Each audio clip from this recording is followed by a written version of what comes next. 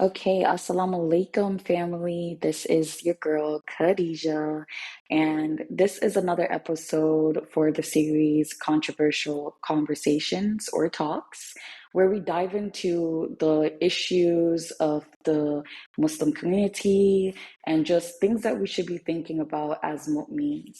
So today we want to talk about post-Ramadan and what is really happening here. So let's jump right into it. This is going to be more about like what's manifest in a Muslim internal world post Ramadan. And we're also going to be talking about the underlying spiritual, psychological, and emotional dynamics that plays out within the Muslim people themselves and not just externally. So, hopping right into it, we do have Tesleen today with us again.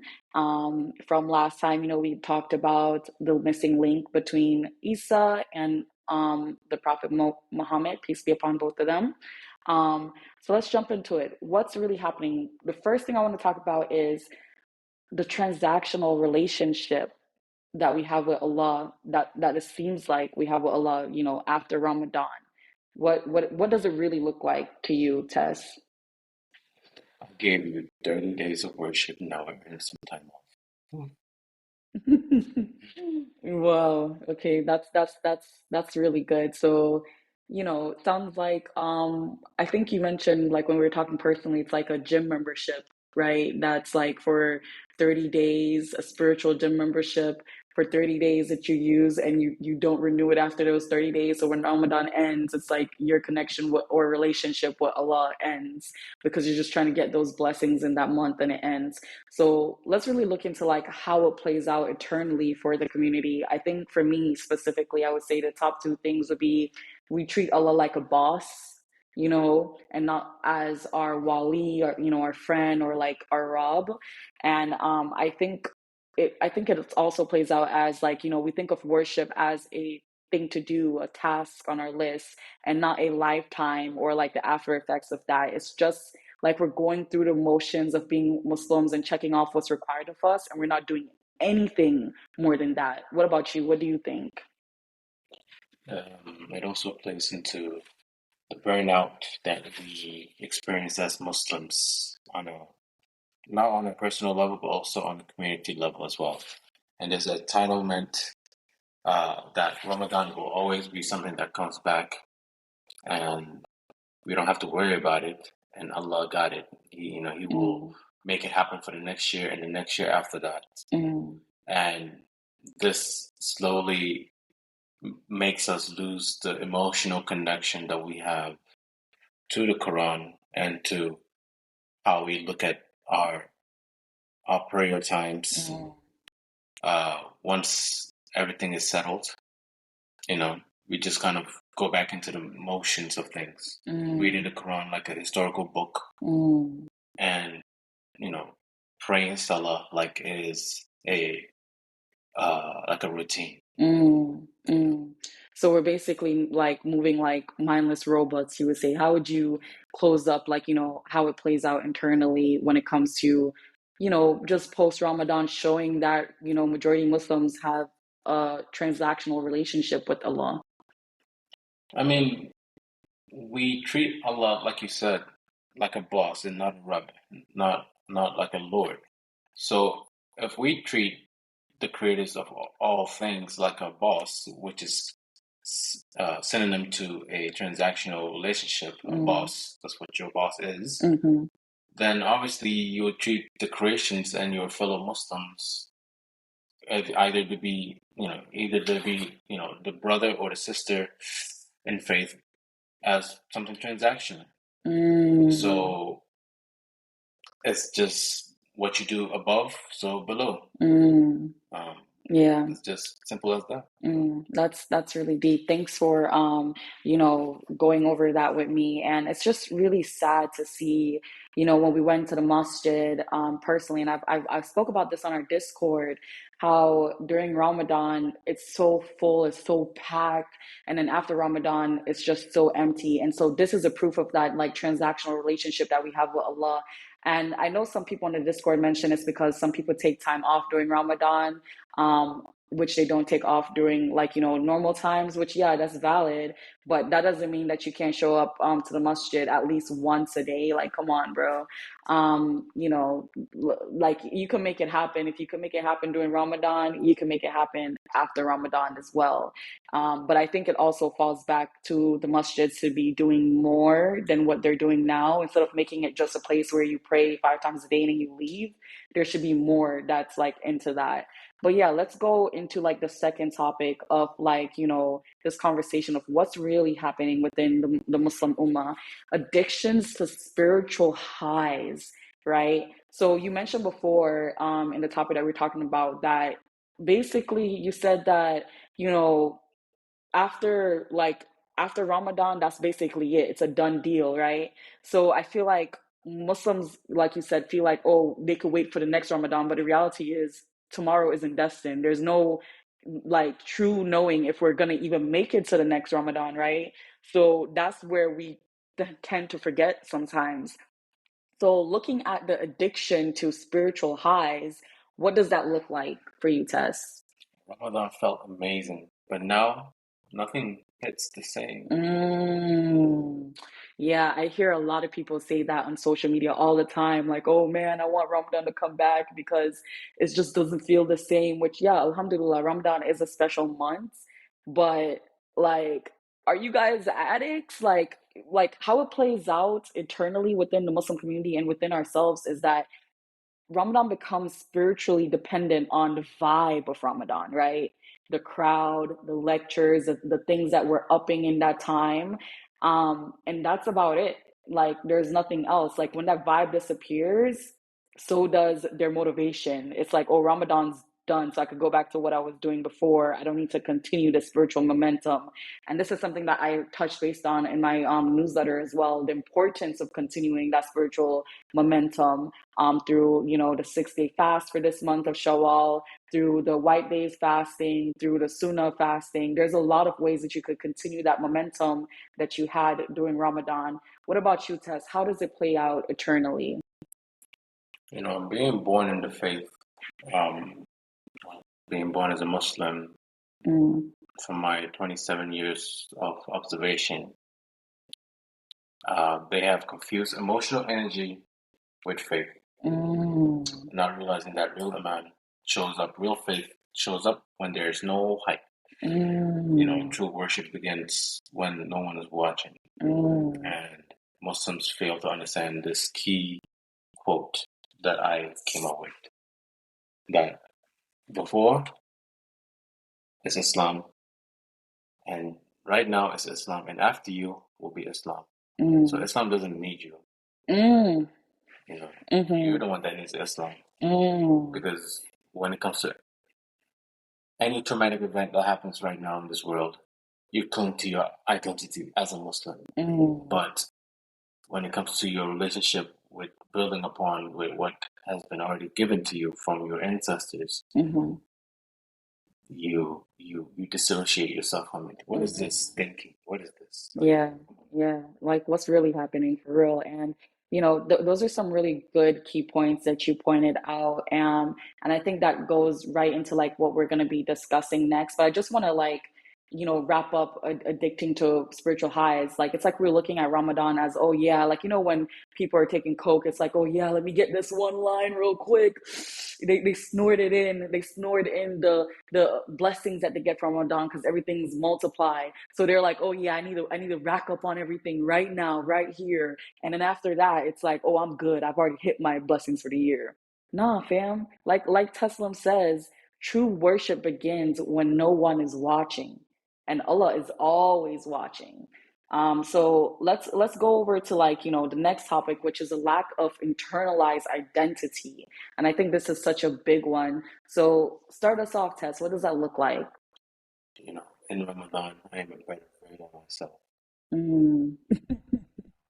Yeah, I think that's how, just like how you see those jokes where you plays out on social media where people are like, oh, the guys before Ramadan versus after Ramadan and all that stuff. I think that plays out there too.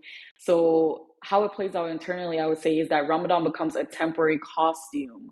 Like we're just wearing a mask of like our best self like you would say, and it's not a transformation. People don't use it as a time that we transform our lives for the months to come, because Ramadan is what month in the Islamic calendar again? Remind me. The ninth month, I The believe. ninth month. So that means that we have how much months left until the year ends in the Islamic calendar? About Yeah. So this should be the time that you are focusing on transforming yourself before the year ends so that you could go into the next year as the best version of yourself. Not a temporary costume that you put on only for Ramadan and then after that you're like, ah, that's it. I'm gonna take off my mask, I'm gonna take off this costume, and I'm gonna put it aside. What about you? How do you think it plays out internally? internally, deep down, from my observation, because I have to check myself as well. Mm, They don't believe, and I have to also deal with it. For a vast majority of my time being a Muslim and in the Muslim faith, they mm, don't believe that they're capable of sustaining that Ramadanic energy mm, year round. It's, it's something that is too inconvenient. mm. Ooh, I like that one. I think like when we're talking about personally, once you mentioned that um Muslim have made it looked at Islam as something of convenience now Yeah, and routines. So yeah, yes. but continue with that. They have converted their faith into something for play and cartoons. Mm, And with everything that's happening from Nigeria to Gaza, Sudan, Rohingya, Uyghurs, mm, China, they have essentially said Allah is gonna take care of it, and Allah is gonna and there's this very famous saying that Allah is the best disposer of our affairs. mm, You're basically saying, take care of it, Allah, and you expect Allah to say, don't worry about it. I got you guys. Don't worry about it. You guys can do absolutely nothing, and don't worry about it. I got mm, mm. you. And this kind of thinking is the Yeah, it does sound dangerous. And is there anything else that you would say, you know, how it plays out internally? they need to understand, like what I just mentioned before. In us, just before us, much as Islam. Mm-hmm. It was here before you were born. In Mm-hmm. us, family, much as Islam, and after us, much as Islam, Mm-hmm. because it will be here after you leave as well. Allah will deal with you during what Mm-hmm. so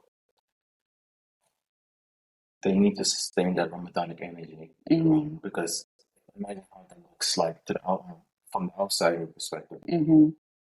How does it look like how Muslims behave? Oh, Mm-hmm. you guys put up this energy for a month and dissipate. What is this? I'll continue punishing. Mm-hmm. Mm. Okay. Yeah. So how would you end everything or like tie up like this topic right now? So they go back to who they were, or who they think they were. Tired, busy, not that it's, Mm. it's just one life. Yeah. Yeah, it's that kind of just indifference and a sense of indifference. Mm. And when there's this CIA observer, that, obviously we Muslims forget that there's other people observing us on a daily basis. Mm. We fail to understand this, and they have done a detailed observation of Muslims, saying that the religion is strong, Mhm. but the side effect of it is that there is a degree of indifference and reluctance and a hesitancy to change what has or what is not working. And this is an outside perspective, so that makes it even more crazy. 70s Wow. is what they have observed. I mean, we tend to create some sort of bubble Mm. in our online world, thinking that no one is watching us, or there's some Mhm. curtains and it's only us Muslims that see each other. Yeah, and I think that shows too, just like in the lack of businesses outside of Muslim only focused businesses that the Muslim community creates, right? Versus what the Jewish community creates, how Jews create things that are globally usable for everyone, but on a large scale, Muslim create things that are only useful For for themselves. Muslims. Yeah, so That's really interesting. And I do want to say, I know a lot of the stuff that we're saying is harsh. This is at no, like, it's not us judging at all. This is just a wake up call. We are now on, I think, what day? Let me see. This is day 8 of Shawwal. So this is 8 days after Ramadan ended. So this is your wake up call. This is what this podcast episode is about. Your wake up call to check yourself, check your heart, check your mind, check your soul, and not fall into this category of what we're discussing. Everyone that's on the Wali page is striving to become mu'mins, is striving to build a close relationship with Allah. So talking about that, let's go into the next topic, which is habitual, habitual, sorry, guilt and shame cycle that the Muslim Ummah has on a continuous basis. Go ahead and hit me with, what you think that looks like for us. It looks like I was doing so well. Mm. Now I messed up again. What's the point? Mm, mm. Yeah, I think we do get like easily discouraged when we mess up, because in Ramadan, like, we always try to do good, and like, like, even if you mess up, you get rewarded, like, you know the amount of times fold, but every other month you don't really get that same, like, oof. So people, they just be like, what's the point? Because it's not like we're going to get anything good from that. I completely get that. So I think how it plays out is the first week post Ramadan, which was yesterday ended the first week post Ramadan. They miss Fajr, or they miss, like, just hitting their 5 daily prayers, or they skip the Quran, or they feel like just this massive guilt for not fasting, for example, because I think that's the biggest one. Like, post Ramadan, you sometimes feel a little bit of guilt, or it just feels a little bit weird not fasting. But if y'all following the Quran, if you guys are following, what Allah is willing for us, we can continue fasting after Ramadan, you guys. Like, if you follow Sunnah, you could still fast after Ramadan. Like, why would Allah not want you to do a voluntary fast? There's nothing that stops you. You could fast any day of the month that you want. You get what I'm saying? So all these guilts and these shames that we're feeling, um, it doesn't need to happen. So the guilt that we have from, like, eating and not fasting, or missing prayer, or skipping the Quran, that turns into shame. And then we, as a community, end up saying, or that individual will say, see, I'm not consistent, I'm weak, so I'm just gonna accept it as it is, and that's it. I don't need to try any harder than that, because I accept that I'm weak and I can't do any better than this, when that is not the truth. And Ramadan showed you that that's the complete opposite. What about you? How does that play out internally? I mean, instead of returning to Allah in humility, they avoid him out of shame. Mm, And not only in the prayer, but also everything else. mm, And their relationship with Islam and the civilizational software that is Islam. mm, They don't want to build upon it, and they avoid it. mm, Because what you do in your prayer, foundational aspects of Islam, you avoid anything on top of that. You mm, know, they think that Allah's love is seasonal, mm, not eternal. Even mm, though they know this, but they don't act upon it. mm, They mm. know it and they don't act upon it. So this is a form of self-destruction. I love that. Yeah, and I think, like, even you just mentioning that they avoid him out of shame, that ties back in, you knowing that you're not being consistent after Ramadan. You know that you're weak. Go to Allah with that, in your prayer, in your du'as, say, oh Allah, I've messed up this way. That's when you ask for forgiveness, and you ask for Allah's guidance, and you ask for Allah's strength. You're weak, but Allah is strong, and I think for whatever reason we just disconnect or disassociate and forget that main thing that Ramadan teaches us. But yeah, let's talk about, like, the reattachment to this dunya, and how that plays out. Like, what's really happening after Ramadan? What do you think that looks like, Tess? Looks like back to work, back to the grind, back Mm, to reality, and underline that part, back to reality, as mm, if you were in some sort of delusional movie. mm. We're all living in the Lulu land in the month of Ramadan. You right. That hits hard. Yeah. So I think how it plays out is that they had clarity, and contentment in Ramadan. But like dunya distraction slowly creeps back in, right? And this is what we try to fight against, this wahan, right? We try to fight against this by the newsletter, by keeping ourselves accountable and being educated about our Islamic heritage, and by doing things daily to remember Allah, and just making sure that we're not falling back into that quote unquote reality post Ramadan. So sign up for that newsletter, you guys.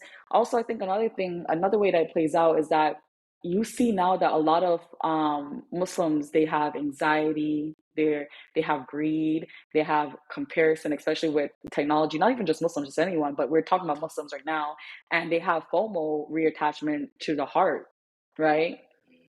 Yeah, fear of missing out.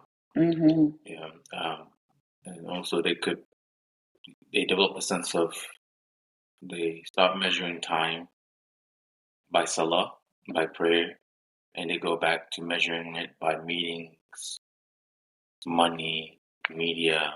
Mm-hmm. The worldly things.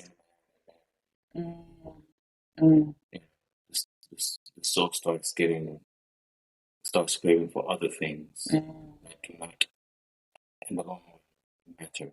Oh, so it's like we're giving back into our nefs again, Yeah, basically. Mm, yeah, there's great forms of intoxication than alcohol. mm, Saying this not to seem so like this person that is overly knows everything about Islam. I do not know everything about Islam because Islam is a software that's been running for the past 1400s. I don't know everything. mm-hmm, But when you have the Ummah in this home state and you have a group of people that do not do anything in intangible sense, then there's something wrong. And we mm, need to speak out on it and not treat Islam like something frivolous or something to be played with. mm. Because if you play with it, then you cannot bite the hand that feeds you. Mm, I know that's right. Imagine biting the hand that feeds you. So like, we touched on a lot of things, a lot of topics today. We about five, and so I want to know like, what's the pattern of like what's really happening, right? It's like we mentioned before, it's like we're treating Ramadan like a 30-day rehab or a 30-day temporary gym membership, but we don't build systems for post rehab reintegration back into quote unquote reality from our quote unquote Delulu world, right? So we relapse, like, because we're so high off Ramadan, we're like, oh yeah, we got all the juice, and we relapse because we don't have these systems in place. And that's what the Ummah needs right now: more better structures and systems. So it's not because we're bad Muslims, no, but it's because we never reprogram the heart and we don't build those structures needed, right? So like for me, the internal dialogue sounds like I miss the vibe, but don't have the drive, or why can't I be consistent outside of Ramadan? What about you? What are some internal dialogues that you've heard or that it sounds like to you? Uh, I'll wait until next Ramadan to reset again because I know it's something that's always going to come. Mm, And they don't look at it as a privilege, mm, but they look at it as something it will always be around. mm, So they take it for granted. I used to take it for granted. mm, And another one is like it's hard without the collective push. And I mm, think this one reflects a lot of Muslim minds, a lot of psyche, mhm, saying if he's not doing it or she's not doing it, why am I doing? Why am I the one to do it? mm, You know. Um, so these are the top two ones that I genuinely heard before in my life. mm. Okay, all right, good. Thanks for sharing that with me. So you know, I I think something that we could also talk about is that this is the space where something profound could be created. A post Ramadan companion, you know, program or ritual that keeps people connected to Allah, themselves, and their mission along. long after the lights of the masjids dim. So that's something that we need to really think about at the end of Ramadan. And now that we're in Shawwal, we have to. There's blessings that can be gained during this month. You know what I mean? Because this month is what really matters. Every day that Allah blesses us to live again, that's a day where we can make things change for ourselves and for our community and make it matter. So next time, I think we're gonna be looking at do you want to mention the topic that we're going to be talking about next time? Yeah, and this is the one that I ask myself a lot these days, since I would say since 2020, late 2023 to, you know, present day, which is, what's really happening. But the question is 1 million sermons every Friday, 1,000 plus Hafiz, people that understand, that memorize the Quran, graduate every single year from all the way from Morocco all the way to Indonesia. Mm-hmm. There's 1,000 plus people that memorize the Quran every single year. But there's no groundbreaking ingenuity, originality, Mm, creativity that comes out from these things. mm. Yeah, and I think that's going to be a great topic to talk about, especially as we're comparing, what the Jewish community has become and how they've influenced the world on a large scale versus what the Muslim world has become and how we lack a greater influence on the world on a large scale. But yeah, today we really wanted to just start off this thought process of what's really happening. And we're going to continue this until the end of Shawwal, of like breaking down what's really happening so that we could open our minds and open our hearts to thinking differently as mu'mins. So don't forget to like, subscribe, and share. And thank you so much for coming here today, Teslam. My pleasure. I think there needs to be more conversations like this in the Muslim podcasts on YouTube and everywhere and all of their social platforms, instead of talking about things that have already been decided upon, uh, you know, and we need to have more originality and more relevancy of what we're talking about in the Mm, community, so that it's engaging to, Gen Z, the new generation of Muslims that's coming about. mm, Because if we don't, then let's not be surprised when they start adopting other norms and customs mm, and thinking, and wonder why that is the case when we're mhm. talking about things that do not match. Mm. Well, I just hope that this reaches people because I realize when I tend to like do videos out there, a lot of people drop off like early on in because I guess, I don't know, maybe we're not interested or maybe they just don't want to hear it.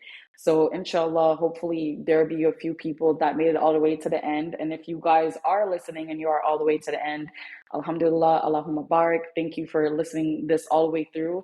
Let me know your thoughts on this topic. If you disagree with us, if you agree with us, but keep it halal in the comments. I'm not trying to argue with y'all folks. If you guys don't have an open heart or mind, then this ain't the place for you because we're not doing judgment. We're just having an open dialogue.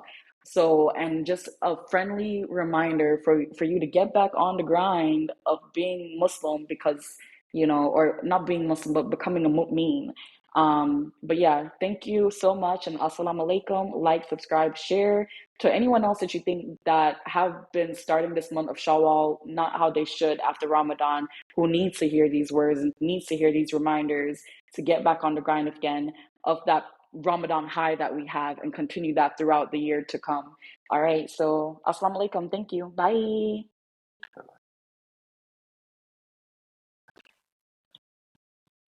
Okay.